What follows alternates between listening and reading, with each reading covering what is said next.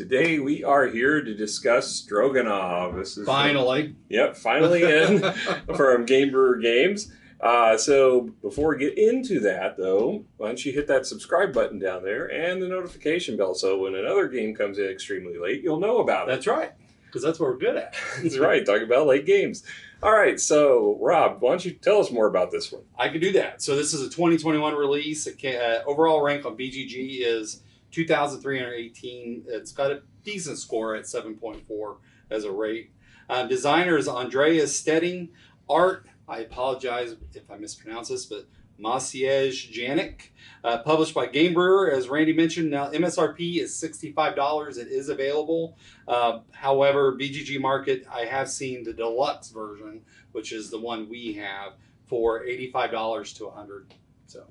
All right, so as far as the deluxe version, the things that make this deluxe, again, just like Hippocrates, this one's got a nice sheet that tells you all the things that make it deluxe. Because you got to brag, you know. It comes with metal coins, which is actually an improvement because Hippocrates did not. You had to pay extra for those. The cardboard horse tokens are replaced with cardboard or custom wooden horse meeples. Except for one horse. It was we had a lame horse. We had one. Once again, we always had something wrong with our game. It was missing a back leg and tail. The wooden season marker was replaced with a custom acrylic season marker. I really didn't see much improvement in that. And then there's silk screening. Yeah, and silk screening. And you get a named and patterned bag as opposed to a regular bag. So that's pretty cool. So the board is oversized, pretty big. Mm-hmm. It's not as, I don't think it's quite as big as the one for Hippocrates Deluxe. And one reason why we bring that up is because we just kind of got them at the same time. Yeah, well, we did. They came as a bundle. Right. So just in case you didn't know that. Yeah. The pieces on this, one of the complaints a lot of people had was that they made very specific instruction on what the thickness and everything of the components was going to be. When it came, it didn't meet the standards during the Kickstarter. They are going to rectify that and actually give you all the replacement bits, but you had to back their newest one, Oak, to get them, or else pay for shipping. So I went ahead and backed Oak, so I'll be getting those replacement pieces. Surprise you backed another game. Yeah, eventually. Yeah, I'm shocked. Yeah, I know. So eventually I'll have the upgrade. So we can only review the components we have. Right.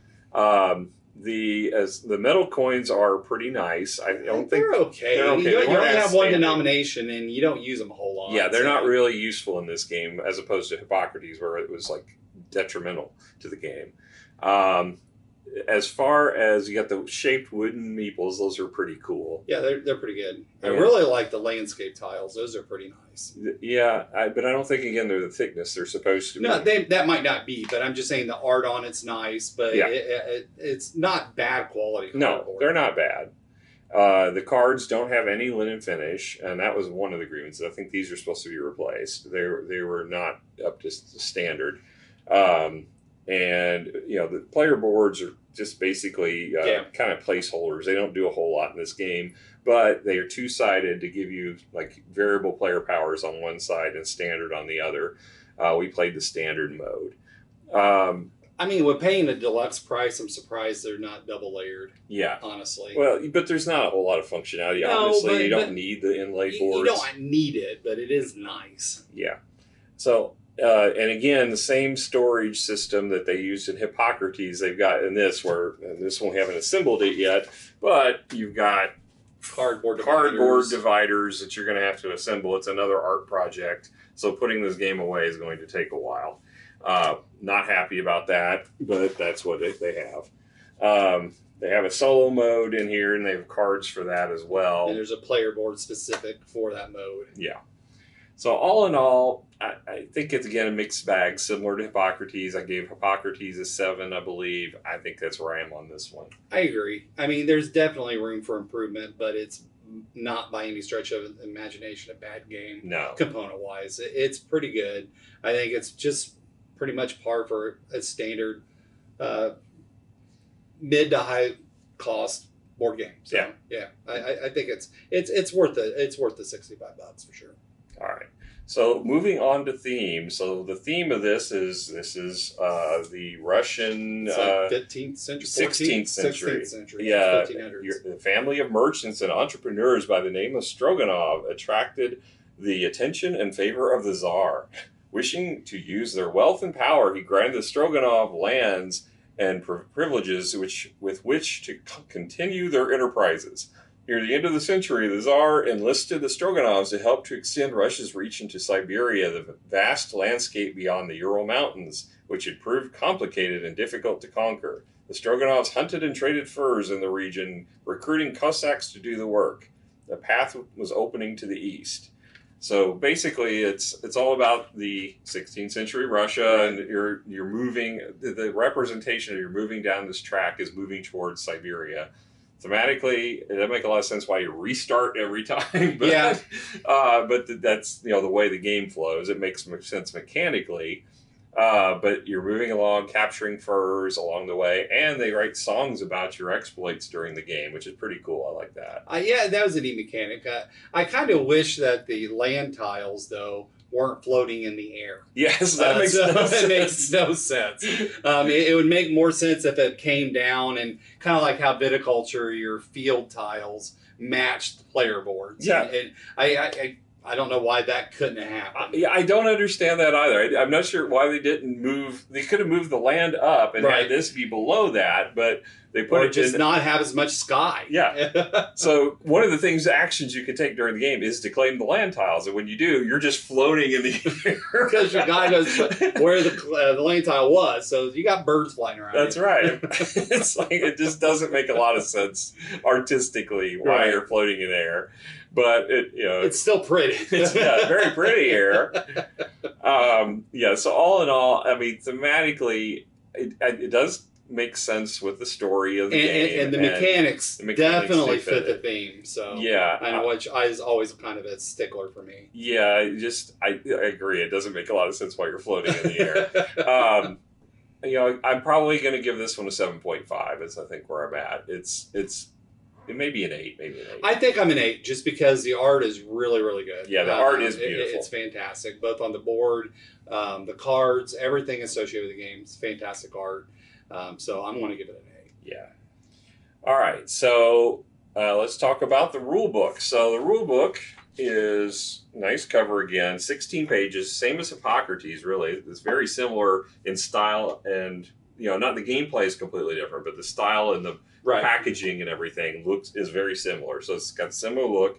The iconography on the back, same kind of rule book as is Hippocrates. This game really needed a cheat sheet. It definitely did. Same problem with Hippocrates. Again, it's almost like this was a carbon copy of a production process with that one. It so bad. The rule book is laid out exactly like Hippocrates'. The setup looks almost identical as far as the way it's structured in the rule book.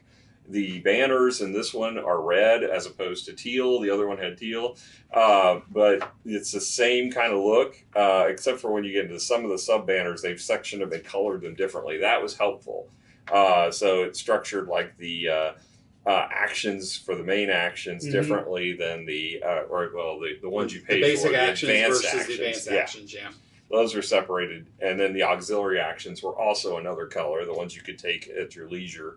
So all in all, I think it's well laid out. Yeah. I think I gave an 8 to the scorebook in Hippocrates. I'm going to do the same for this one because it's basically the same kind of rule book. Yeah, I've only had to look at it a couple times as normal Randy taught the game, but I had to look at it. I was able to find what I needed easily. Yeah, I mean, the only things that we had to keep referring back to were the iconography on the cards. Same thing we had to do with Hippocrates. So we had, there would just happen to be more of them in this game. I just think the cheat sheet more than anything is when we get into gameplay is the steps you take for your turn. Yeah. Until we really got used to it, was confusing. Well, they did put a cheat sheet on the board, but it's complete gibberish. There's good luck trying to use it. It's not helpful at all.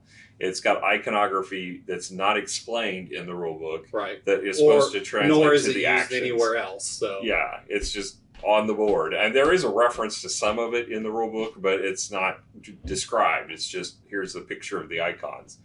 So it is not intuitive at all. Right. So we didn't even reference it at all during the game.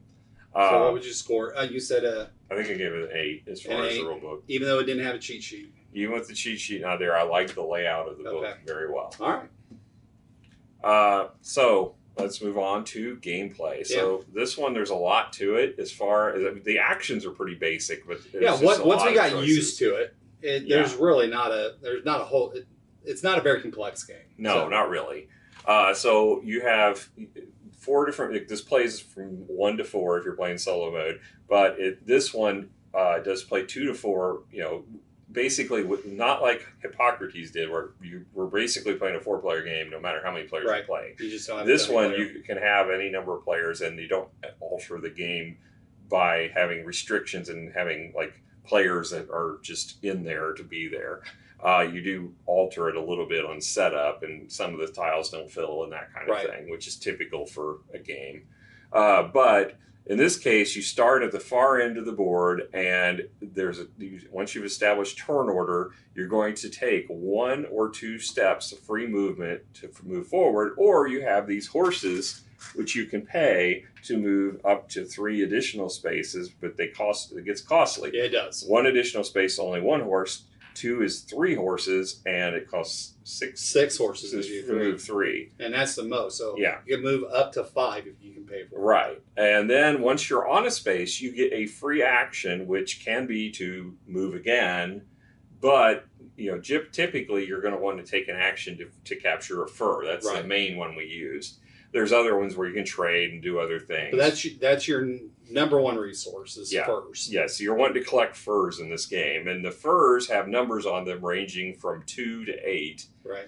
And the 8s are special. They give you 2 loots to move up on the loot track. When I say loot, I'm talking about the musical instrument loot. That's where you capture values to get your song written at the end of the round. But basically, you're trying to gather the furs, then you get to take an advanced action in that space. And that action can be, there's basically a village that you can trigger. Right. There is what they call a yurt that you can take the tile from the board and get the benefit. So it's a one-time benefit. There's a card that gives you bonus, either ongoing effects or a one-time ability or in-game scoring that you can take, but you have to collect sets of furs to meet the criteria. Of a specific number. And pay a specific number of those furs back once you collected them. So you can collect the card, or you can use it as a basic action there and collect the fur again, or do one of the other things. Another thing you can do is you can capture the tile itself, but there you have to pay 2 furs plus 1 fur for every fur that's still on the tile. But you get all those furs, so it could be a wash as far as what you spend versus what you get back. But you have to have them. But you have to have them. And you may get better furs because you might be looking for the numbers you're looking for. Which I had only one really. I didn't do real well score-wise, but I had one really good turn. And that really good turn was about me spending the furs I didn't need to get the furs I did by getting that tile, and I was able to complete cards. And it's really neat. Yeah, it's a good feeling when you can get that to work. So once that tile's removed, that space is vacant for anyone who's behind you. They don't count that as a movement space. So it lets them advance further up the track, during this round, because you play 4 seasons, but the 4th one is really an income phase. Right. So it's really 3 rounds moving down the track in a given year. The income and reset. Yeah. Because it kind of resets the board too. And so you're basically taking 3 movement turns to get down the track as far as you can, because you get benefit by being the furthest down the track. It's not great, but it gives you 2 loot to move up the loot track, and second place gets 1 loot to move up the track before you get your bonus at the end during the scoring. So the loot is basically just an end of round bonus that you get, assuming you can afford to pay the loot. I did not buy a single song the whole game. Your story remains untold. It was untold. It was unsung. Nobody knows me. Maybe our viewers can make up a song about you. I hope so. Yes. Please, but write something in the comments. I've got a few songs about you. We don't want to know your songs, but Ode to Robert or something like that. So But yeah, so you're basically trying to get victory points a lot of different ways in this game. One of which is by the loot, capturing loot, and the songs you write about yourself. Some are about the cards you cash And not in. to brag, Yeah. but you know. I had lots of songs written about me, Rob. Some ways you can actually basically get trophies for your furs you've collected, but you have to collect them in order to do that. So you have to play the 2, then the 3, and so on down, and you have to have an action that lets you do it. So some of the tiles that are on the board will let you do that, but in general, you don't have that. And there wasn't a lot of action. No, and so I wasn't really able to take advantage of that action. I think it would have been pretty fruitful if I was able to, because I always had the furs to be able to do it, but I just wasn't able to get to an action that allowed me to do that. Well, it didn't feel like this was a really high scoring area, because I mean, if you get all the way to the bottom, you get 10 points. Yeah, but the treasure, kind of like a treasure action that you get in response to that. Yeah. Some of those you can get some really good stuff to help set up other actions. Yeah. Because one of them is giving you a victory point. One's giving you victory points. One allows you to activate a city tile again. It gives you more the loot points so that you can build up your song level. I mean, there's some cool stuff on there. Yeah. So, and then of course there's the victory points you can get from the bonus cards. There is the actual landscape tiles that you get. A lot of them have victory points during the game, and there's also a set collection of those that gives you some bonus victory points. But the odd thing to me is that although there was I wouldn't say a lot of different ways to score, but there's quite a few, it was still a low scoring game. Yeah. I mean, the track goes up to 50, and Alan won the game, and he got 49 or 48. So he was close to that, but I don't think there's tokens to clock over 50, is there? I don't remember seeing any. I mean, you didn't hand any out. So that just tells me it's designed to be a low scoring game, which is weird for I don't know if I'd call it point salad, but there's still lots of ways to score. Well, I mean, there's not. There's just none of them are high. Yeah, there's only I mean, the most I've seen is 5 points that you would get for a really good action. You're only getting 12 turns during the game in total each, so there's not a whole lot of ways to score, and the end game scoring doesn't pay out that much. Right. I mean, you can get. I scored 7, and I had a little combo. You scored a little bit higher on your end game than I did. But we scored the most for in-game scoring, other than Alan with his horses. Yeah. He was a little obsessive with his horses. Yes, so. Alan had the horse fleet. Yeah, it was crazy. Yes, so at the end of the game, you cash in all your resources, basically your furs, or it's kind of sad. Yeah, you build up the horses. It's kind of mean, actually. You kill your horses. Your horses. For fur. And then you exchange fur for points. Yes. So, and it's not a great exchange rate. It's like 5 horses for 1 fur. I'm like... And then you get 2 fur or 3 fur for a point.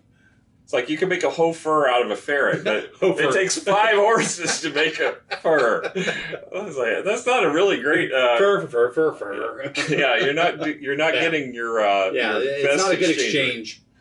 So but it's bonus points, and that's how actually he won the game, because he had so many horses. 50 horses. Yeah, it was crazy because horses are not a limited resource, which is one of the few. But it is limited because we ran out of horses. Yes. We had to use 20-sided die to keep track of all the horses. Yes, there were a lot of horses floating around in the air. I would not want to clean up after them. So. As far as the game scoring, all in all, I liked the game. I did not like it as well as Hippocrates, which we played earlier. So, I think on that one, I gave it an 8. I'm probably more like a 7.5 on this one, because it doesn't have the same type of emotional attachment we had with Hippocrates. We really liked all the mechanics. It had that one had more tension as far as you had risk. You could lose everything, and which was kind of funny because that was the downside of that game, is there was no catch-up mechanism. This one, I felt like you were never out of the game, which was good, but it didn't really feel like it was as engaging. You get points for doing almost anything you do, and normally that's a good thing for me. I like point salad games. But I just didn't feel like there was there wasn't a strategy that I felt like was very rewarding in the game. And there's little player interaction. The only player interaction that really is if someone gets the fur that you're wanting to get, or potentially the yurt tile. Maybe you were looking at, like Alan got one that was like worth 9 loot or something like that, like a crazy amount of loot.